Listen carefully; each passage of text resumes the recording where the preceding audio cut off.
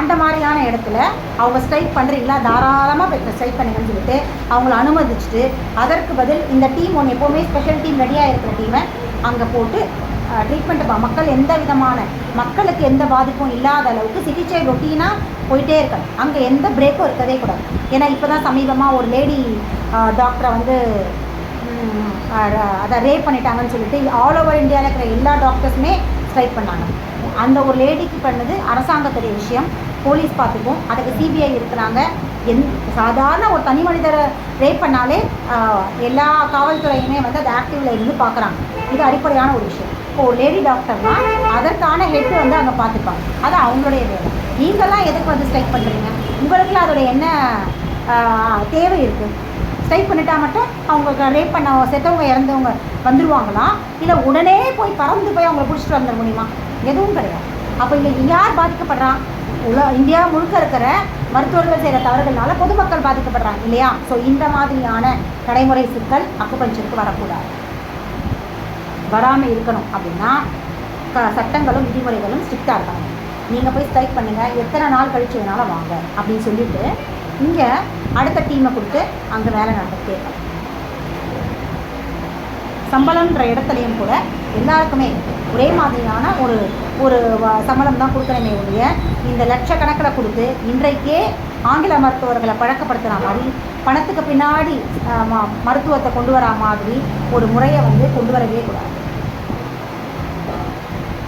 மருத்துவம் இலவசமாக இருக்கும், கல்வி இலவசமாக இருக்கும், உணவு இலவசமாக இருக்கும் பட்சத்தில் மிச்ச தேவைகள் என்ன அந்த மருத்துவருக்கு இருக்கோ அதற்கு ஏற்ற சம்பளத்தை கொண்டு வரணுன்ற கமிட்டி வந்து ஒரு குழு அமைச்சு முடிவு செஞ்சு அதற்கான அவங்களுக்கான சம்பளத்தை கொடுக்கணும். இதை வந்து ஆங்கில மருத்துவர்களுடைய சம்பளத்தோட கம்பேர் பண்ணுறது, பிற மருத்துவ ஊழியர்களோட கம்பேர் பண்ணுறதுமான ஏதாவது வேலை செஞ்சாங்கன்னா அவங்கள உடனே பணி நீக்கம் செய்யலாம். ஏன்னா இது அறம் சார்ந்த ஒரு மருத்துவம், இது இயற்கையோடு வாழ்கிற மருத்துவம்.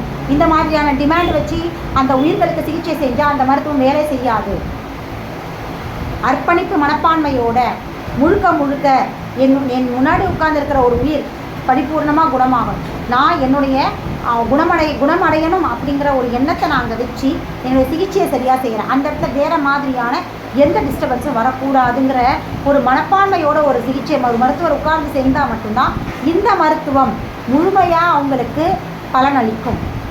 ஸோ இந்த இடத்துல எந்த மருத்துவர்கள் எந்த மாணவர்கள் படிச்சுட்டு சிகிச்சை கொடுக்க வராங்களோ அவங்கள மட்டும் சேர்த்துக்கலாம். அது எல்லாத்தையுமே அக்கல்லூரிகள்லேயே கண்காணிக்கப்படலாம். கல்லூரிகள்லேயே எந்த மாணவர்கள் வந்து இதற்கான முழு தகுதியாக இருக்கிறாங்களோ அவங்கள மட்டும்தான் மருத்துவர்களாக அனுமதிக்கணும். இது யார் வேணாலும் எந்த மாதிரியான சட்டங்களை அதை எடுத்துகிட்டு வந்து இந்த சட்டம் எடுத்துகிட்டு வந்து ஸ்ட்ரைக் பண்ணுறது, போராட்டம் நடத்தி போங்க, எதையுமே காதில் வாங்கக்கூடாது. நமக்கு மாணவர்கள், அதாவது அந்த இடத்துல இருக்கிற மாணவர்கள், நான் சொல்கிறது எல்லா மாணவர்கள் இல்லை, அந்த அக்குபஞ்சர் படிக்கும்போது தேவையில்லாத சர்ச்சைகளை கொண்டு வர மாணவர்களுக்கு முக்கியம் கிடையாது. அங்கே அக்குபஞ்சர் ட்ரீட்மெண்ட் பார்க்குற மருத்துவர்களுக்கு வந்து முக்கியம் கிடையாது. பொதுமக்கள் மட்டும்தான் முக்கியம், நோயாளிகள் மட்டும்தான் முக்கியம்.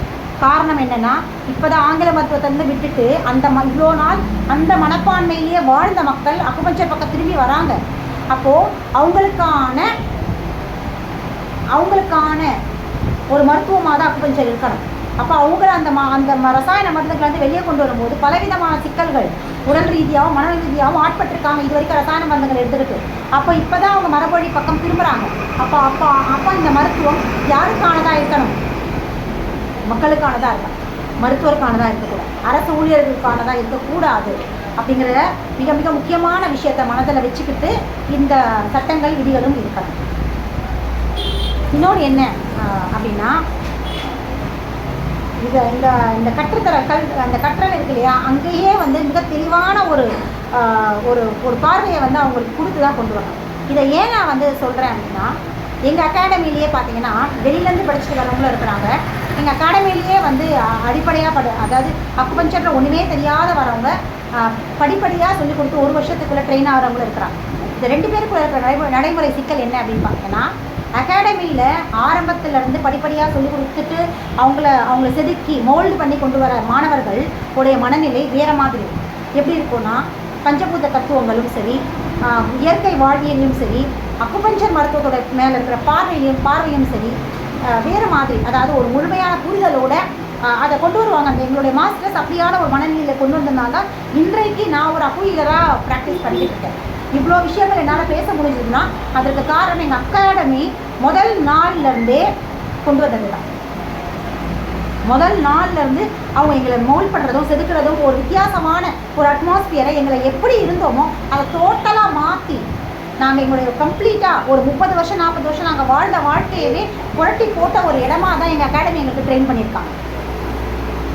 எந்த அளவுக்கு நாங்கள் தீவிரமாக ஆங்கில மருத்துவத்தை பின்பற்றிட்டு இருந்தோமோ அதை அப்படியே உடச்சி தூக்கி போட்டுட்டு அக்குபஞ்சரை தான் முழுமையான மருத்துவமாக ஏற்றுக்கிற அளவுக்கான மனப்பான்மையை கொண்டு வந்தாங்க எங்கள் அகாடமி. ஸோ இப்படியான ஒரு மனநிலையில் இருக்கிறவங்க எங்கள் அகாடமியில். ஆனால் வெளியில் அகாடமிலேருந்து படிச்சுட்டு வர்றவங்க வேறு மாதிரியான வெறும் பணம் அப்படிங்கிற ஒரு விஷயம் மட்டும்தான், அதை மட்டும்தான் முன்னிலையாக வச்சு சொல்லித்தர அகாடமிஸ் தான் நிறைய இருக்கிறாங்க. மருத்துவத்தை தொழிலாக மாற்றி வச்சுருக்க அகாடமிலேருந்து படிச்சுட்டு வந்தவங்க ஃபெடரேஷனில் ஜாயின் பண்ணுறதுக்காக ஒற்றைப்புள்ளி சிகிச்சையை 3 மாதம் ப்ராக்டிஸ் பண்ணிவிட்டு இங்கே ஜாயின் பண்ணவங்கக்கிட்ட ஏகப்பட்ட பிரச்சனைகள் இருக்குது. அவங்க வெளியில் படிச்சுட்டு வரும்போது அவங்களுடைய மனநிலை வேறு மாதிரி இருக்குது, அவங்களுக்கு கற்பிக்கப்பட்ட பாடங்கள் வேறு மாதிரியாக இருக்குது, அவங்களுக்கு சொல்லிக் கொடுக்கப்பட்ட அறம் சார்ந்த மனப்பான்மை மனநிலை மாண்பு பண்புகள்லாம் வேறு மாதிரி இருக்குது. ஸோ அவங்க இங்கே வரும்பொழுது இங்கே என்ன பண்ணுறாங்கன்னா மனநிலை அதே மாதிரி இருக்குது. வெறும் சிகிச்சை முறையான ஒற்றைப்புள்ளியை மட்டும்தான் அவங்க எடுத்துருக்காங்களே தவிர அதற்கு பின்னாடி இருக்கிற அக்குபஞ்சர் ஒரு அக்குயிலருக்கான தன்மைகள், கேரக்டர், குவாலிஃபிகேஷன்ஸ், குவாலிட்டிஸ், அந்த குவாலிட்டி சுத்தமாக இல்லாமல் வராங்க. அவங்க என்ன பண்ணுறாங்க, தான் கெட்டது தான் வந்து இப்படி வந்ததோ இல்லாமல் கொஞ்சம் கொஞ்சமாக உள்ளே இருக்கிறவங்களையும் கெடுத்துட்டே வராங்க. ஸோ இந்த மாதிரி அவங்க இருக்கிறதுனால ஏற்கனவே இருக்கிறவங்களும் சேர்ந்து இந்த குவாலிட்டி அவங்களுடைய இயல்பான குவாலிட்டிஸையும் இழந்து இன்றைக்கி வேறு மாதிரியான மனநிலைக்கு போயிட்டுருக்காங்க. இதுவுமே என்னோட அனுபவம். ஸோ இந்த சிக்கல் வராமல் இருக்கணும் அப்படின்னா அங்கே கல்லூரிகளில் மிகச்சரியாக கற்பிக்கப்படணும். அதற்கான சரியான ஆசிரியர்கள் அங்கே இருக்கணும். அங்கே சரியான ஆசிரியர்கள் இருந்தால் மட்டும்தான் அங்கேருந்து வர மருத்துவர்களும் அதே மனநிலையில் இருக்காங்க. அப்போது பேஸ் எப்படி இருக்கோ அதை பொறுத்து தான். ஒரு ஸ்கூலில் நல்லா யோசிச்சு பாருங்கள், தனியார் பள்ளிகளில் படிச்சுட்டு வரவங்க அரசு பள்ளிகளில் படிக்க வரும்பொழுது நிறைய சிக்கல்கள் இருக்கும், அவங்க திணறுவாங்க, ஒன்றுமே புரியாது. அதே மாதிரி அரசு கல்லூரிகள் அதாவது அரசு பள்ளிக்கூடங்களை படிச்சுட்டு வரவங்க தனியார் பள்ளிக்கூடங்களில் போகும்போது அங்கேயும் திணறுவாங்க. அதனால தான் பிள்ளைகளை வந்து ஒரு பள்ளிக்கூடத்தை சேர்த்தாச்சுன்னா அதை கரெக்டாக அதாவது அதை கரெக்டாக சின்ன வயசை சேர்த்துட்டோன்னா அதிலே கண்டினியூ பண்ண வைக்கணும். மாற்றம்ன்றது எப்போனா சின்ன வயசுலேயே மாற்றணும். அப்போ தான் அவங்களுக்கு அங்கே போய் அடாப்ட் ஆகிறதுக்கு சரியாக இருக்கும். ஸோ இதே மாதிரி மனநிலை தான் எங்கள் அகாடமியில் இந்த மாதிரி வெளிலேருந்து படிச்சுட்டு வரவங்களும் உள்ளே இருக்கவங்ககிட்ட இருக்கிற சிக்கல்கள். இதனால் ரெண்டு பிரச்சனை 2 விதமான ஒரு பிரிவினைகள் வந்து அது இவங்களை தாக்குது, இது அவங்கள தாக்குதும். கடைசியில் என்ன ஆகுதுன்னா அதாவது ஒழுங்காக இருக்கிறவங்களும் சேர்ந்து கெட்டு போகிறாங்க. ஸோ இந்த மாதிரியான பிரச்சனைகள் வராமல் இருக்க கல்லூரிகளில் மிக சரியான பாடத்திட்டங்கள் கொண்டு வரணும். என்ன பாடங்கள் எடுக்கிறாங்களோ அது எல்லாருக்குமே ஒரே மாதிரியான பாடங்கள் எடுக்கப்படணும். ஒவ்வொருத்தரும் இப்போ 2-3 கிளாஸஸ் இருக்குன்னா ஒவ்வொரு கிளாஸ்லேயும் ஒவ்வொருத்தர் மாதிரி. இதுவுமே என்னுடைய அனுபவங்கள் தான். எடுக்கும்பொழுது என்ன ஆகுதுன்னா ஒரு சிலர் ஒரு மாஸ்டர் கிட்ட படிக்கும்பொழுது ஒரு பேராசிரியர்கிட்ட படிக்கும்பொழுது எல்லாமே தெரிஞ்சுக்கிறாங்க.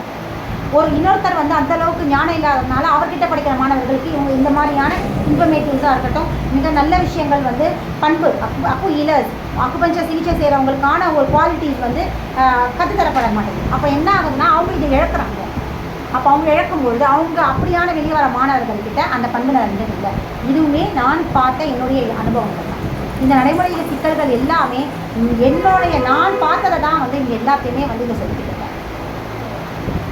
ஸோ இது எல்லாத்தையுமே கண்காணிக்கிறதுக்கும் மக்கள்கிட்ட எப்படி அணுகிறாங்கன்றதையும் ப்ராக்டிஸாக முதல்ல 1 வருஷம் வந்து அவங்களுக்கு கொடுக்கணும். அவங்கள வந்து சிகிச்சை கொடுக்க சொல்லி அதில் வந்து தேர்வு செய்யணும்.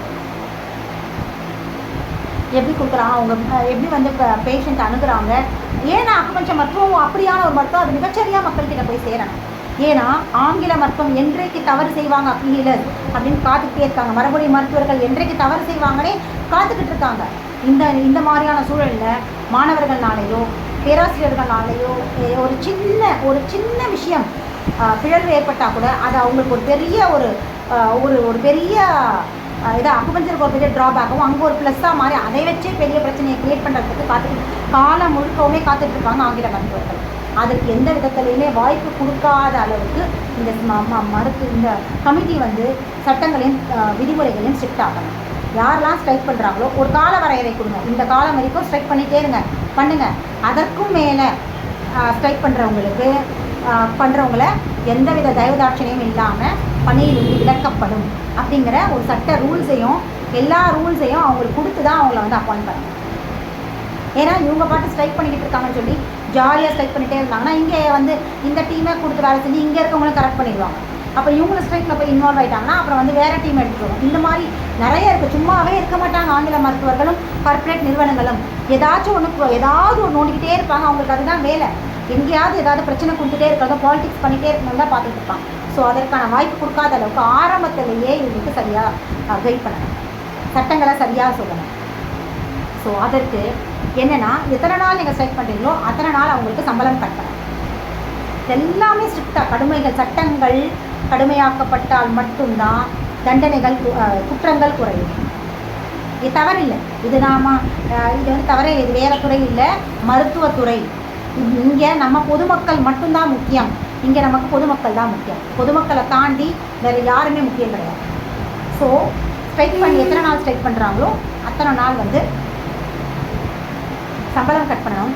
ஒரு கால வரையதுக்கப்புறம் ஸ்ட்ரைக் தொடர்ந்துட்டே இருந்தாங்கன்னா அவங்கள யார் பண்ணுறாங்களோ அவங்கள எல்லாரையுமே வேலையிலேருந்து எடுத்துகிட்டு இந்த டீமை கண்டினியூ பண்ணிட்டு திருப்பி ஒரு டீமை வந்து செலெக்ஷன் கமிட்டி செலக்ட் பண்ணணும். இப்படியான ஒரு ரொட்டீன் ஒரு சைக்கிளை வந்து கொண்டு வரணும். ப்ளஸ் சரி இவங்களுக்கு தானே எல்லாமே, பொதுமக்களுக்குன்னு எந்த ஒரு இதுவுமே இல்லையானா